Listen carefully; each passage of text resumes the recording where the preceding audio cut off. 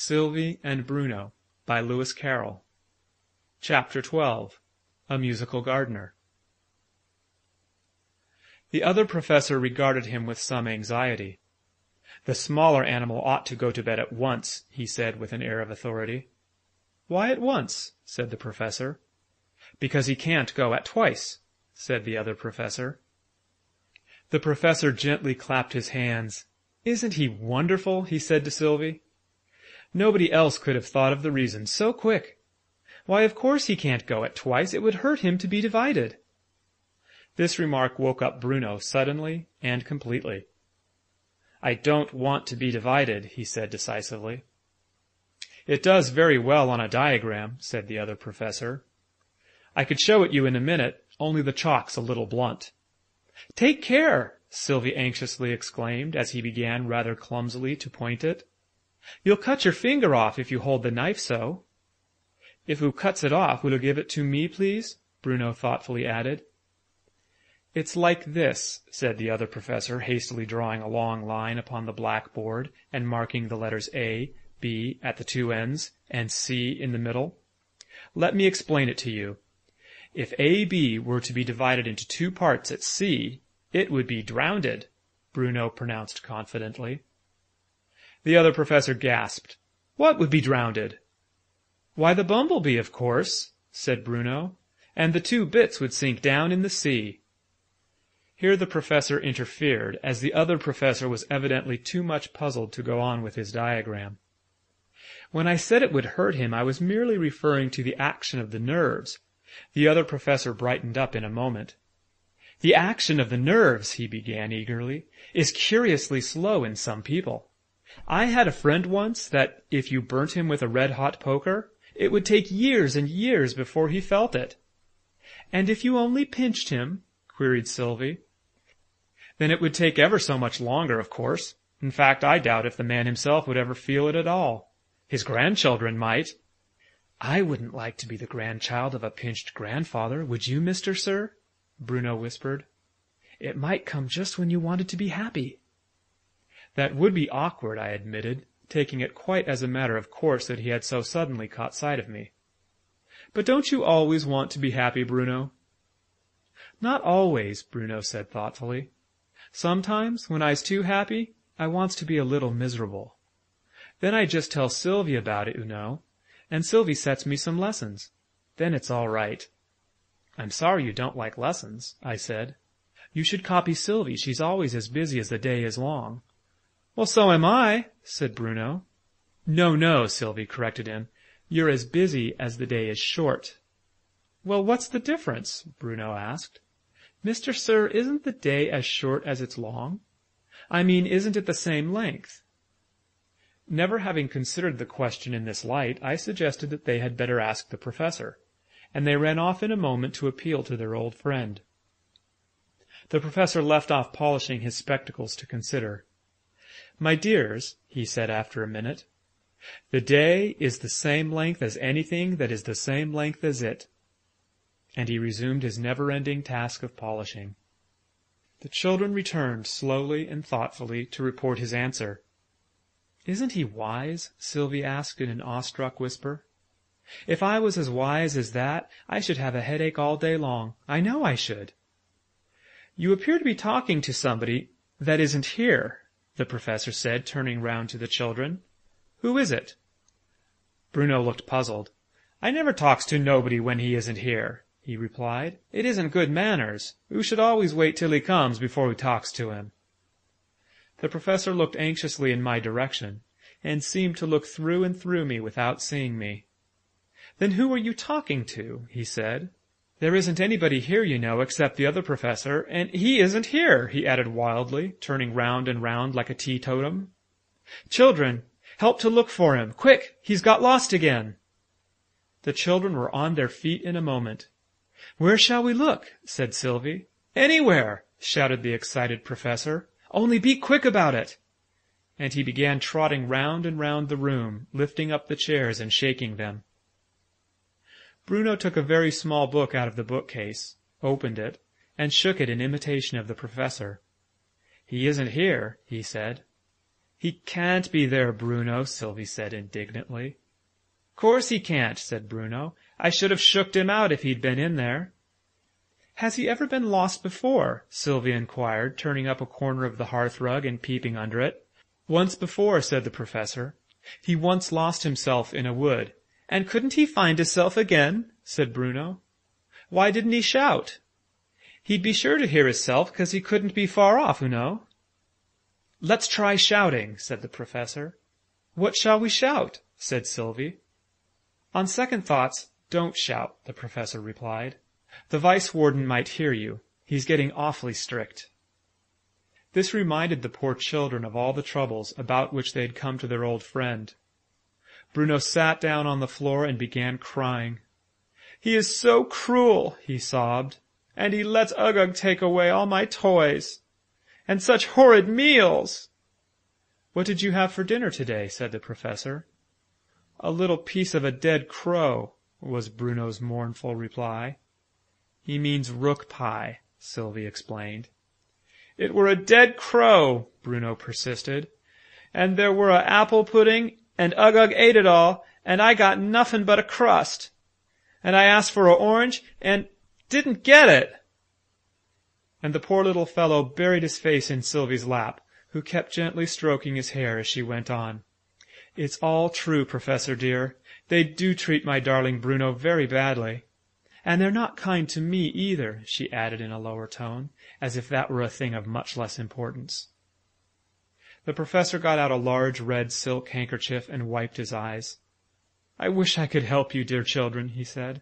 "But what can I do?" "We know the way to Fairyland, where Father's gone, quite well," said Sylvie, "if only the gardener would let us out."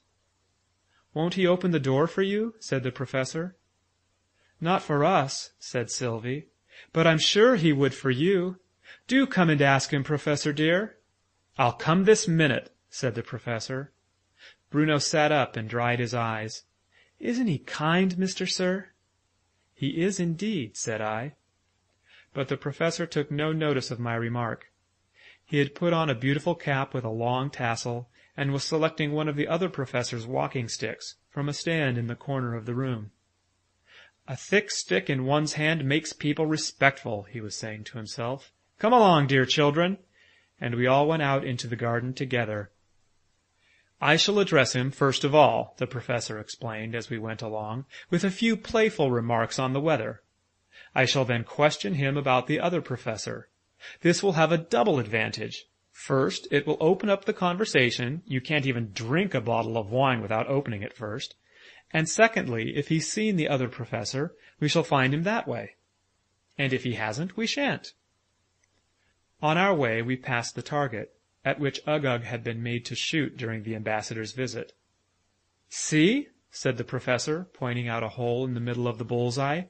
"His Imperial Fatness had only one shot at it, and he went in just here." Bruno carefully examined the hole. "Couldn't go in there," he whispered to me. "He are too fat." We had no sort of difficulty in finding the gardener. Though he was hidden from us by some trees, that harsh voice of his served to direct us, and as we drew nearer, the words of his song became more and more plainly audible. "He thought he saw an albatross that fluttered round the lamp. He looked again and found it was a penny postage stamp. You'd best be getting home," he said, "the nights are very damp." "Would it be afraid of catching cold?" said Bruno. "If it got very damp," Sylvie suggested, "it might stick to something, you know."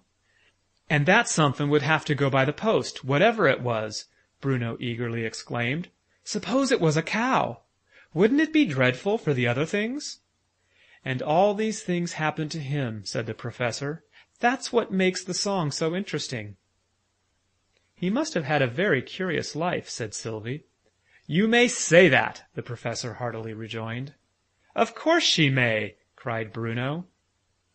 By this time we had come up to the gardener, who was standing on one leg, as usual, and busily employed in watering a bed of flowers with an empty watering can.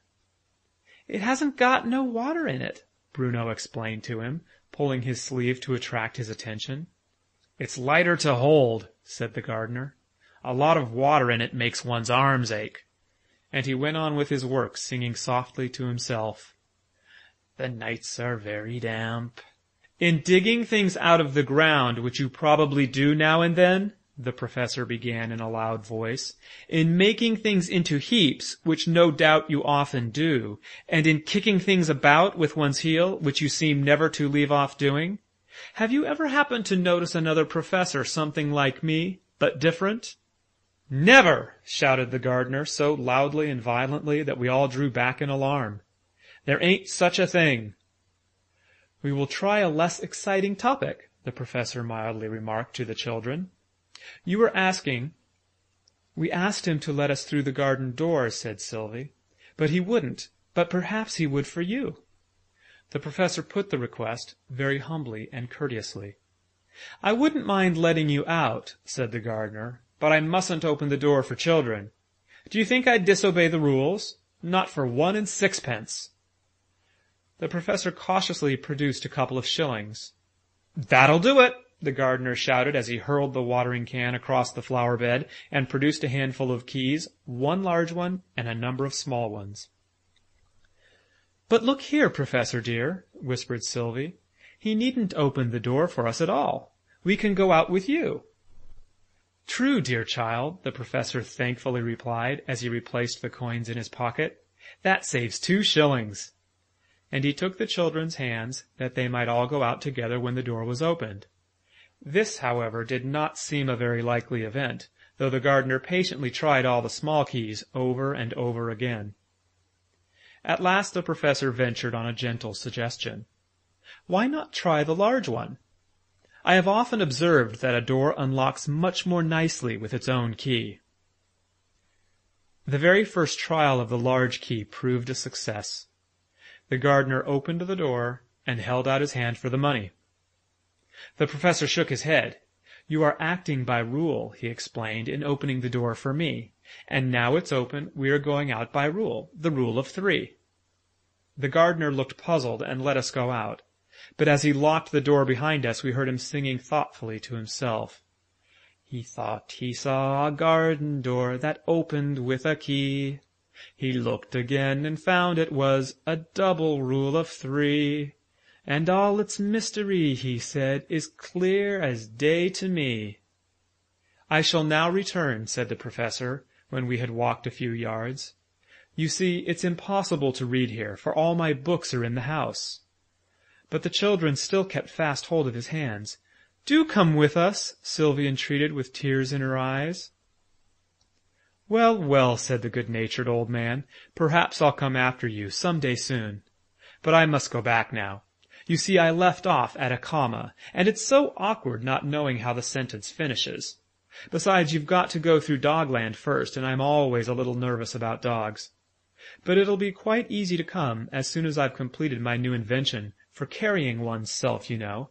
It wants just a little more working out." "Wouldn't that be very tiring, to carry yourself?" Sylvie inquired. "Well, no, my child. You see, whatever fatigue one incurs by carrying, one saves by being carried. Goodbye, dears. Goodbye, sir," he added to my intense surprise, giving my hand an affectionate squeeze. "Goodbye, Professor," I replied, but my voice sounded strange and far away, and the children took not the slightest note of our farewell. Evidently they neither saw me nor heard me as, with their arms lovingly twined round each other, they marched boldly on. End of Chapter 12. A Musical Gardener. Recording by David Moore, Chicago, Illinois.